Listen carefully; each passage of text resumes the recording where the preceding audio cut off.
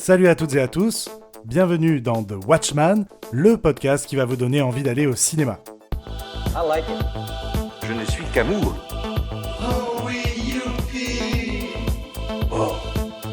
Je suis Kevin Robert, votre guide des salles obscures, et aujourd'hui je vous parle de Chien de la casse. Mais il est tout le temps comme ça à faire le bonhomme. Ouais, je sais pas. C'est Miralles, quoi. T'en bats les couilles d'un peu trop de choses et c'est bien ça le problème. Pourquoi tu le laisses pas tranquille un peu? On dirait que sans lui, t'as rien à dire. Tu le connais pas. Ça fait 15 ans que je traîne avec lui, je sais qui c'est, d'accord?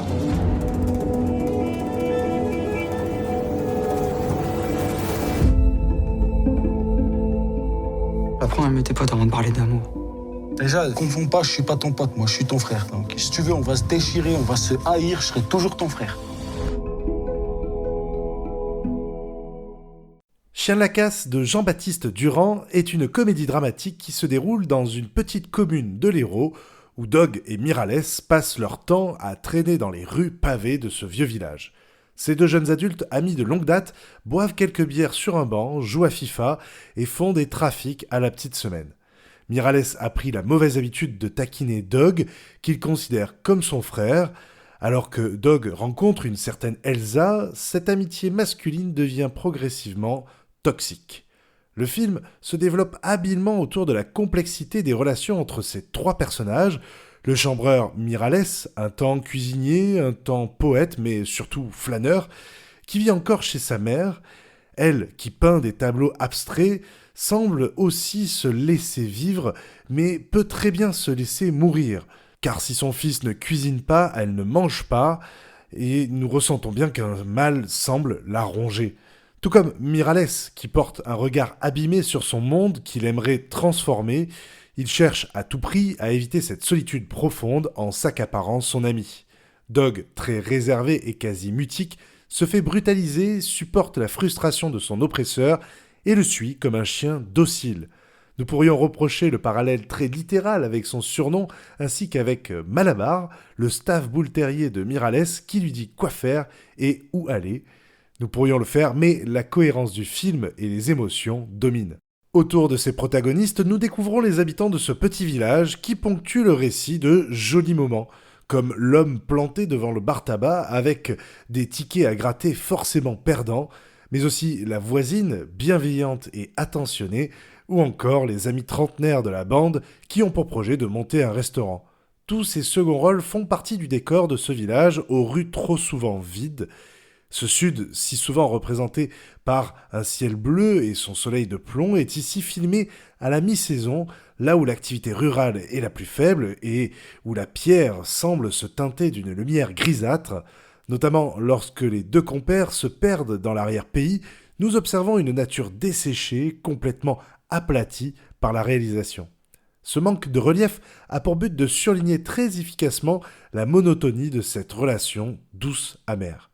Une approche naturaliste donc, choisie par le réalisateur, originaire de cette région, qui a vécu et étudié les rapports fraternels parfois violents entre ces jeunes ruraux.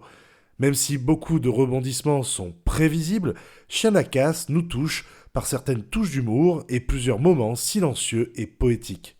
Nous imaginons aisément tous les événements qui ont pu avoir lieu autour du récit qu'il nous est montré, ce qui prolonge notre expérience sensorielle.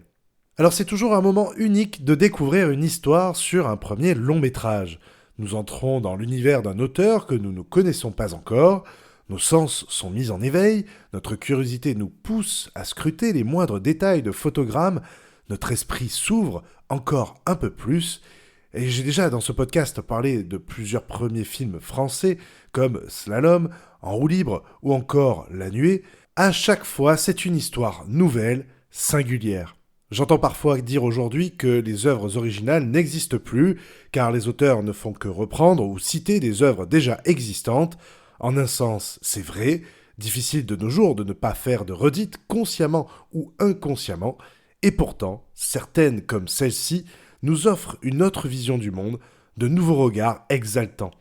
Après avoir réalisé une dizaine de courts-métrages en autant d'années, pour certains primés dans des festivals reconnus, Jean-Baptiste Durand fait preuve d'une grande maîtrise dans son écriture et dans sa réalisation pour son premier long métrage.